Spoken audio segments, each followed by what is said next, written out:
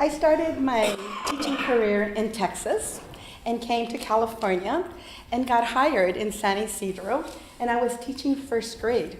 And for some reason, that year we had an abundance of first graders. And so every day, for some strange reason, parents would come into the office and they brought more and more kids, and most of them were first graders. And so the first graders teachers were like, oh my God, bring in more chairs, bring in more desks.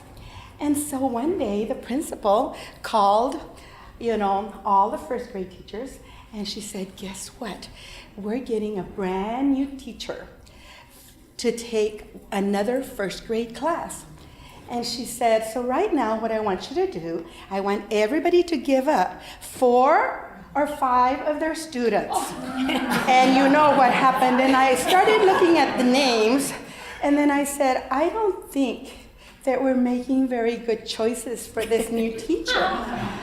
And nobody listened to me, and it still happened. And so that night I couldn't sleep. And I said, if that was my daughter, I wouldn't want that to happen. And so I called my parents of my top students, and I explained, and I said, please, I have to give this teacher some model kids in her classroom. And they go, no, Mrs. Bermea, they've been with you. And I said, that's okay, I promise you that they'll be in good hands.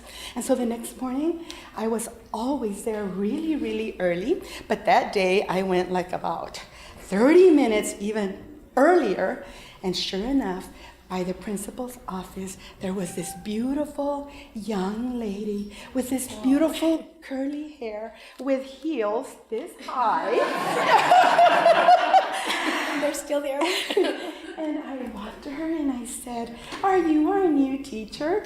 And she said, yes. And I said, come to my classroom.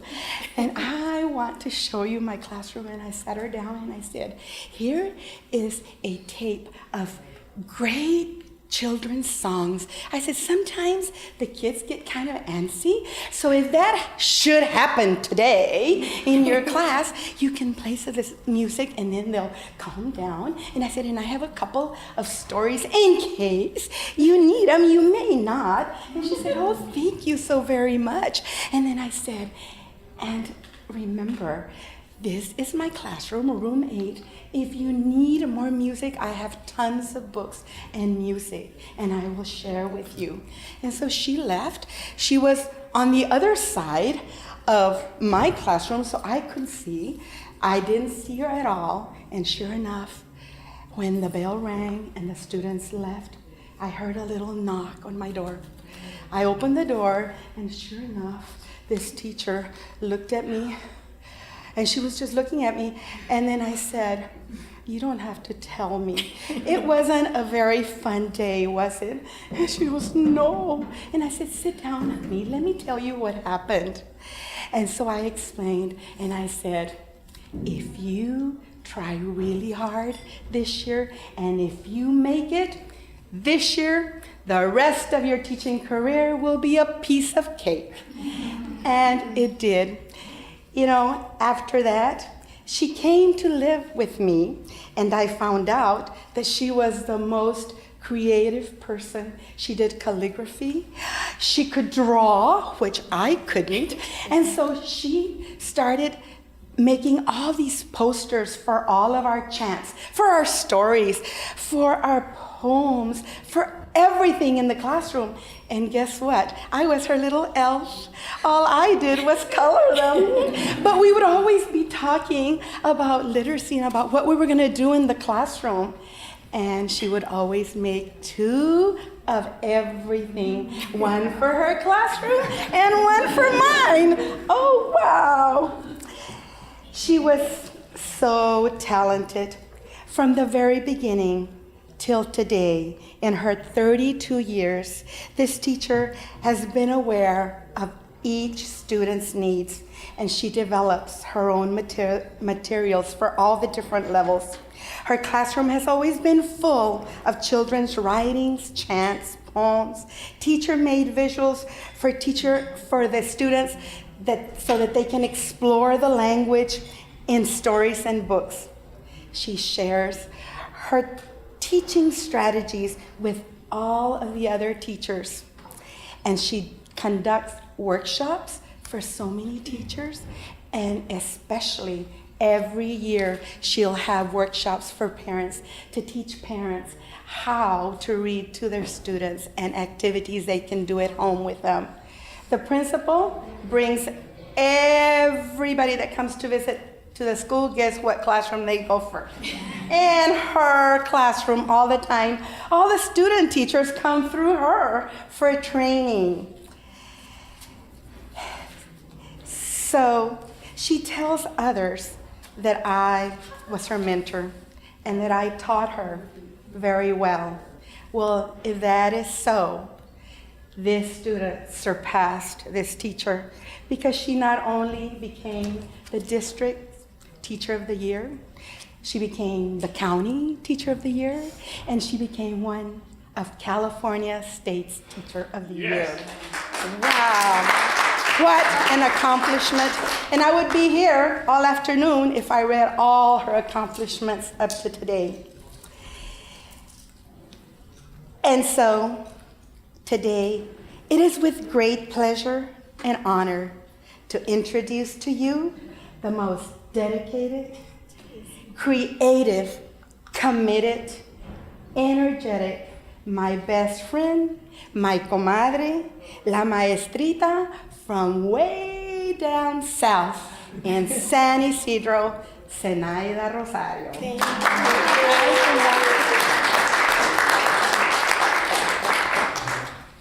And I thank God every day that I was able to cross her path, because I probably would have gone back to East LA, where my elementary school had offered me a job. My mom probably would have liked it because I would have stayed closer to her. But because I lived with Mrs. Bermea, Gloria, my comay in Puerto Rico, that's how you say comadre, I met my husband, who is retired military, and that's why I stayed in San Ysidro. So I thank my family for always supporting me, and the American Literacy Corporation. This is a great honor for me.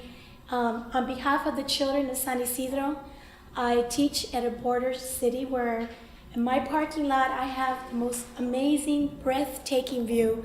When I look out to the parking lot, I could see Tijuana, the hills of Tijuana, where I was born in mere poverty.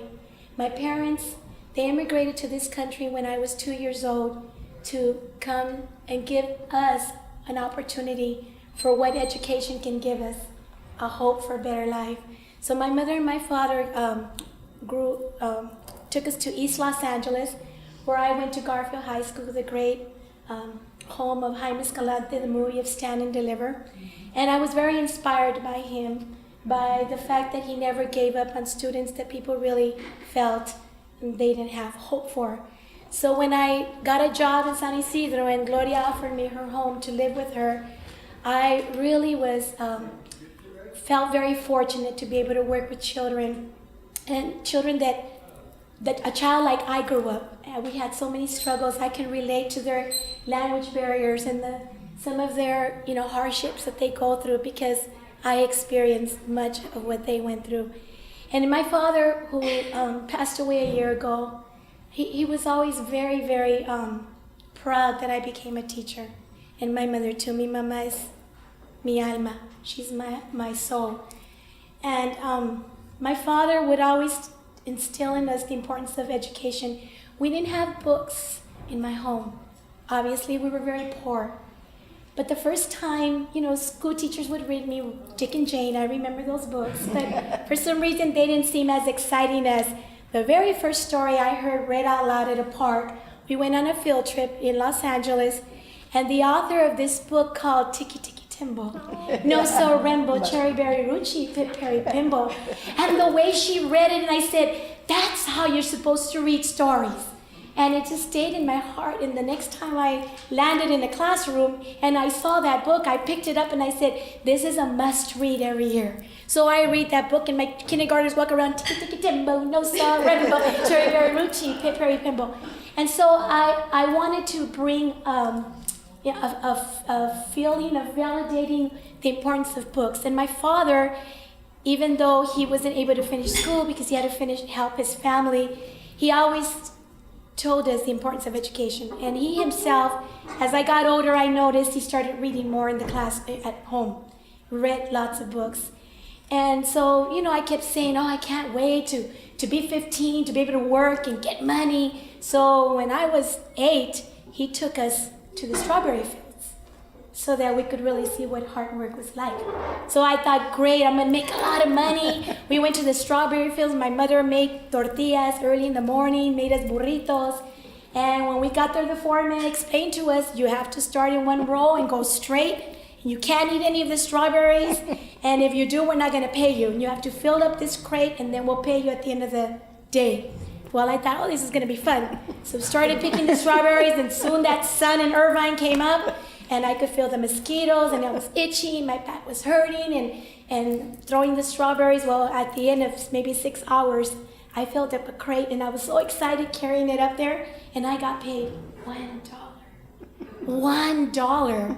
And I thought, $1. Yay, I could buy a 45, album record, which maybe somebody will share one with you someday. But it was the song Sugar, Sugar, honey, and that was great. A Coca-Cola, and I love potato chips. And that's what I bought with $1 back in 1960 something, But I got home and my back was stinging. And my dad says, this is a lesson for you to learn that you could live the rest of your life working really hard like this and barely making with your paycheck, or you can take advantage of the reason why your mother and I sacrificed our lives for an education in this country. And so, it was so true. I mean, yes, I worked hard to educate myself, to put myself through UC San Diego, and then continue learning as I continued in my teaching profession. But I never forgot his words and his sacrifice. And that's what when I look at my students, and I tell them I understand where you're coming from. And I feel that that's one of the reasons why I stayed, because I felt very connected to my children and my students, and I wanted them to experience school a little different than what I did, because I didn't learn to speak English till I was in 7th grade, and I was put in slow learner classrooms because of a language barrier. And once I learned the language, we all know, when you learn a language, you learn how to read in that language, your language, it transfers to any other language in the whole world. So I thank my dad for never giving up on us and making us work hard and study hard and always being grateful. And my mother also for always supporting me and letting me leave. That was hard. How did your mother leave, your children leave? And so I'm very fortunate that, I have 2 daughters, and I was their kindergarten teacher. My daughter Elizabeth here, my other daughter couldn't make it today, but I was their teacher, and now it's full circle. I am my first grandson's, Elizabeth's son. He is in my classroom, my grandson. And it's really, so different now. I taught kindergarten 30 years ago. 32 years later, I put myself back into kinder, and my principal says, your grandson. Now I know why you want to teach kinder. But it was really neat, because now I get to see, and I just went back to school to learn more about dialogic reading, and I just love it. That's what I want to do with the grant, is do a dialogic reading workshops with parents to teach them the beauty of storytelling and reading and getting connected to stories. And I know I usually read all my 3 or 4 books every night. My grandson will not let me put him to bed until I've read 4 stories. And sometimes as a mother, she does a wonderful job reading to him, but she'll stop and say, what are you teaching this little boy? He's asking all these questions in every page. And I said, that's dialogic reading. Oh boy. I know, you go, Aiden, that's how you do this. But again, I say I love reading, I love books, and even though I have 5 years left until I retire, when she retired, I had to move to another school because I couldn't bear the thought of going to work and not seeing her car there. But thank goodness, after 5 years of being retired, she's helping us now and subbing. So she's the most requested substitute, and I have to book her all my days before, But I thank Gloria. She's been my greatest mentor, my family, my husband, Ivan, Rosario. For 30 years we've been married. And then everybody said, how could a teacher be married with a military chief? I said, it works. Somehow it works, and he's the computer brain and whiz, so he helps me with all the new technology. And mi mamá Sara, muchas gracias por todo, su apoyo, su vida que nos dio y por estar aquí. And my daughter Elizabeth, Robert, her boyfriend, and everybody who's here. I just feel like I'm at home. And I'm standing up here and these torches are so beautiful, but it looks like 4 kids are raising their hands. And they want to ask something, and they're just burning with the questions they have inside. And they're just great, but really, standing here, and that's what it is. It's books and loving and questions and just moving forth. And you're very lucky to have your mom as a teacher. Yes.